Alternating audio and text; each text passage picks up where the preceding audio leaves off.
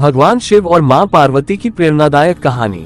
एक बार भगवान शिव और मां पार्वती हरिद्वार में भ्रमण कर रहे थे।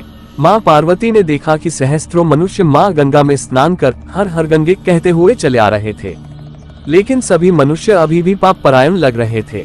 मां पार्वती भगवान शिव से पूछती है कि प्रभु, क्या अब गंगा समर्थ नहीं रही? प्रभु ने पूछा, पार्वती तुमने ऐसा सवाल क्यों किया? मां पार्वती कहती हैं कि प्रभु, इन सभी मनुष्यों के पापों का अंत क्यों नहीं हुआ? भगवान शिव मुस्कुराते हुए कहते हैं कि पार्वती, गंगा तो अभी भी सर्व समर्थ है, लेकिन इन सभी ने पापनाशिनी गंगा में स्नान नहीं किया ही नहीं। मां पार्वती विस्मित होकर बोली, प्रभु, अभी तो गंगा में स्नान कर इन लोगों के शरीर भी नहीं सूखे और आप कह रहे हैं कि इन्होंने पापनाशिनी गंगा में स्नान नहीं किया। भगवान शिव ने कहा, पार्वती, मैं कल तुमको इस बात का भेद बताऊंगा। अगले दिन प्रातः बारिश होने लगी और सभी रास्ते पानी और कीचड़ से भर गए। भगवान शिव एक वृद्ध का रूप बनाकर एक गड्ढे में ऐसे बैठ गए कि मानो वह इसमें गिर गए हैं और उनसे वृद्धावस्था के कारण निकला भी नहीं जा रहा। उन्होंने मां पार्वती को समझाया दिया कि तुम गंगा स्नान कर आते सभी मनुष्यों को सुनाकर कहना कि मेरा पति इस गड्ढे में गिर गया है। मेरे पति सर्वथा निष्पाप आत्मा है और कोई निष्पाप पुण्यात्मा है उनको बाहर निकल सकती है। अगर कोई व्यक्ति निष्पाप है तो वही मेरे पति को बाहर निकालने के लिए हाथ लगाए, लेकिन अगर कोई निष्पाप नहीं हुआ तो उसका शरीर जलकर भस्म हो जाएगा।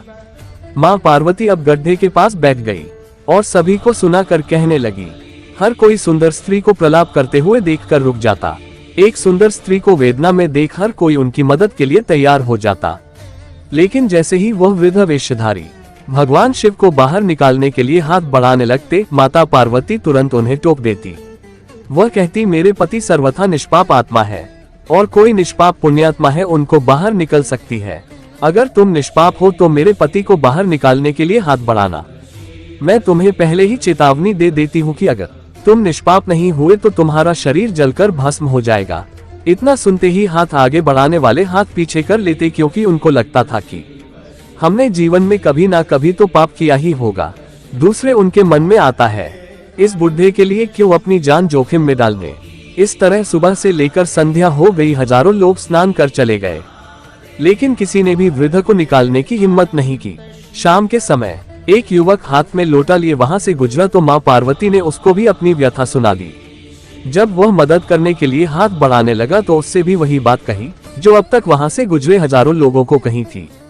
अगर तुम सर्वथा निष्पाप हो तो ही मेरे पति को हाथ लगाना, नहीं तो तुम भस्म हो जाओगे। वह युवक बोला, माता, मैं अभी तो पतित पावनी गंगा में स्नान करके आया हूँ और गंगा स्नान के पश्चात तो सभी पाप नष्ट हो जाते हैं।